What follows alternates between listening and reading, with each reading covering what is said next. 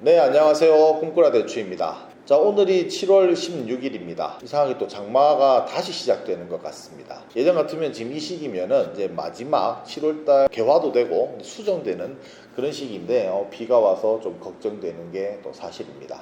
그래서 오늘 이 시간에는 병해충 관련해서 말씀을 드리겠습니다. 자, 지난 투어를 다녀본 결과 하우스 같은 경우에는 강원도 또는 경북 북부 이런 지역을 제외하고는 대부분 7월달 꽃들이 개화가 돼서 착과가 마무리된, 어떻게 보면은 거의 한 80% 이상은 수정이 끝났다고 할 수 있고, 강원도나 북쪽 같은 경우에 한 50% 정도 이렇게 되는데요. 약 처방이나 방제를 하는 것도 하우스냐 노지에 따라서 조금 차이를 둘 수 있을 것 같습니다. 핵심적으로 말씀드리면은 어느 정도 꽃도 있고 열매가 있는 시기, 즉 7월 중하순 이 시기에 꼭 방제를 해야 될 균은 두 가지, 충은 한 가지 이렇게 있는데요. 우선 병균을 보면은 두 가지 중에 하나가 녹병이라는 것과 또 나머지 하나는 세균 열매 썩은 병이라는 병입니다. 녹병과 세균 열매 썩은 병에 대해서 잠깐 말씀을 드리면은, 세균 열매 썩은 병은 아무래도 열매에 포커스가 많이 됩니다. 그래서 열매에 검은 점이 여러 개가 박힌다라든지 과일이 움푹 검게 파여 들어간다라든지 이런 증상을 이 시기에 많이 나타날 수가 있고요. 또 녹병이라는 것은 과실보다는 잎 쪽에 영향을 많이 미칩니다. 특히 지금처럼 비가 왔다가 고온이 되었다가, 즉 고온 다습이 반복하게 되면은 이 녹병이 급속도로 확산을 하는데, 이 녀석이 무서운 건 뭐냐 하면은, 기존에 우리가 아는 탄저라든지 이런 것들은 잠복기가 있습니다. 우리 감기 걸리면 장복기 있다가 발생하듯이 장복기라는 게 존재를 하지만, 이 녹병은 장복기가 없습니다. 우리 잿빛 곰팡이처럼 발병을 하면 바로 증상이 나타나고, 그래서 비 온 다음날 갔는데 갑자기 대추나무의 잎이 다 떨어지는 경향이 있습니다. 지금 같은 경우 잎의 영향이 아주 중요하죠. 탄소 동화작용에서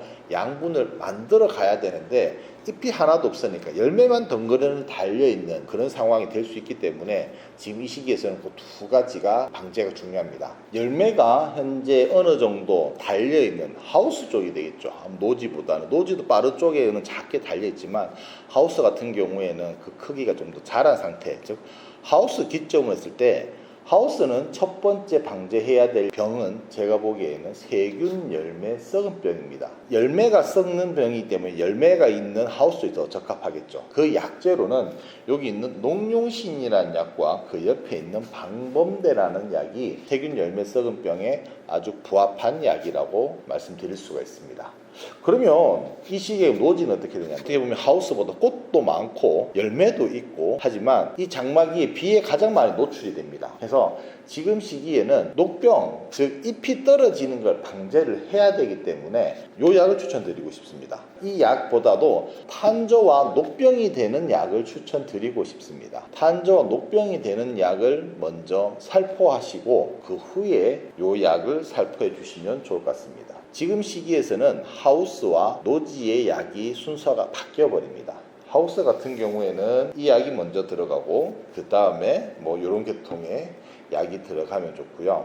노지 같은 경우에는 이 약이 먼저 들어가고 그 다음에 이 약이 들어가는 순서가 되면은 맞지 않을까 싶습니다. 그럼 살충제는 뭐가 나오느냐? 많으면 청벌레라 그러죠.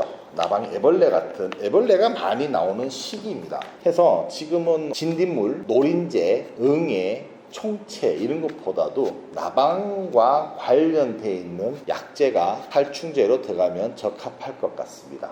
현재 보면은 요 5개의 약들이 나방과 관련되어 있는 약재라고 볼 수 있는데요. 여기서 재미난 건 보십시오. 살균제는 병이든 아니면 봉투의 색깔이 분홍색입니다. 살충제는 녹색, 초록색을 띠고 있습니다. 그래서 살충제 전체는 초록색, 살균제는 분홍색 이렇게 나눌 수가 있고, 살충, 즉 나방과 관련되어 있는 약재인데 이 중에 어떤 것을 사용해도 괜찮습니다. 그러니까 여기서 하나 팁을 드리면은, 약이 5가지지만 얘들은 종류가 다 달라요. 이걸 어떻게 확인을 하냐면, 살충제 옆에 그룹이라는 글자가 있고 그룹이라는 글자 옆에는 숫자가 있습니다.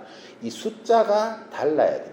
같은 숫자면은 같은 형제적인 약이라고 보면 되고, 그럼 이렇게 보면 되겠죠. 같으면은 배가 같은 형제, 얘들은 배가 다른 형제 이렇게 생각을 하시면 편할 것 같습니다.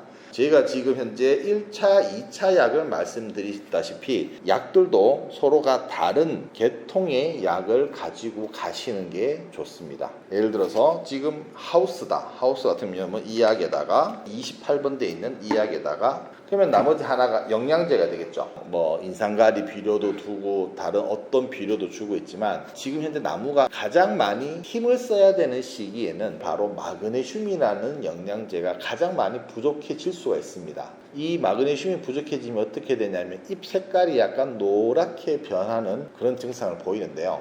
그래서 마그네슘을 보충해 주는 게 좋습니다. 살균제, 살충제, 그리고 마그네슘이 들어가 있는 영양제, 요게 한 세트라고 보시면은 좋을 것 같습니다. 자, 일단은 하우스 같은 경우에 열매가 있는 게 하우스거든. 열매가 있게 되면 이 두 가지 약 중에 하나, 그리고 이 5개 중에 하나, 그리고 마그네슘이야. 이게 하우스라고 보면 되고, 노지 같은 경우에는 약이 바뀌어버려. 똑같은데 이렇게 돼버려. 이게 노지. 그러면은 살충제랑 영양제는 같은데 분홍색 약 종류만 바뀌어버리는 거지.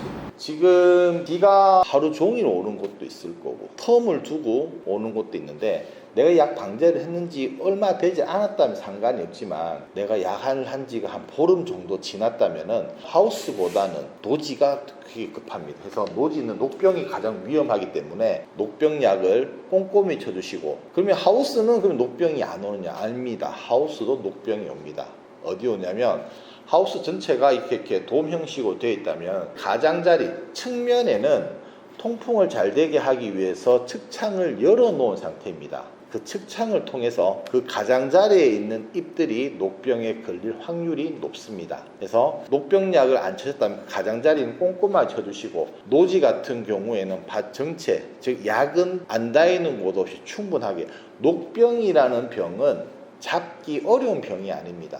하지만 약이 안 간 곳에서는 발현 속도가 명확하게 나타나기 때문에 꼼꼼하게 약을 살포해 주시기를 권장드리고 싶습니다. 어떻게 보면 모든 대추들은 7월 하순, 7월 한 25일 지나고 나면은 어느 비대도 끝나고 낙과도 끝이 납니다. 그러면 지금으로 하면은 한 길면 열흘, 짧으면 이번 주말 지나면은 장마가 그친다고 합니다. 저희가 요 짧은 기간 동안 두 가지 약을 다 사용할 수는 없습니다. 이 두 가지 혼용도 안 됩니다. 두 가지 중에 가장 우선시 되는 것 한 가지만이라도 요 비가 안 오는 시기 또는 비가 그치는 다음 날에는 반드시 살포하셔서, 지금까지 저희가 수정도 다 시켰고 착과도 잘 했기 때문에 결실만 남아있는 상태입니다.